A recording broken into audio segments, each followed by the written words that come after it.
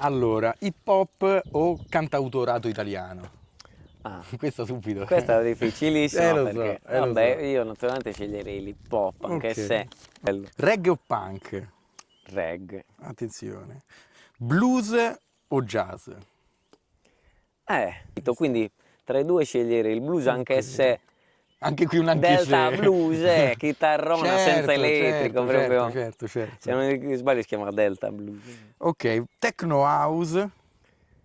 Techno o house? Mo non ci mettiamo. Techno, Ah, sì, ok, ok. sicuramente. Soul o rock? Soul, Attenzione. sicuramente. Classica o pop? Classica zero, era. Vedi. Quindi pop alla fine potrei scegliere. Bass o dub? Sì, drum and bass, Sì. Metal o funk? funk, Ok, sì, quindi pop o reggae? hip hop. Ok. Poi avevamo blues o techno? Eh, Però stando a Berkeley dà più techno Vabbè, quindi probabilmente. esperienza.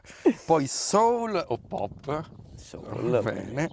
E poi abbiamo drum and bass. Mi hai detto metal o funk? Mi hai detto funk. funk, sì. Quindi drum and bass o funk? Che questa è Drum and una bass bella sfida. siamo un po' cultori, noi. Quindi Sì, vai sì, con la sì. drum and bass. Quindi, e ci ritroviamo con drum and bass o soul? Sempre drum and bass vince adesso. Ok, hip hop o techno? Hip hop.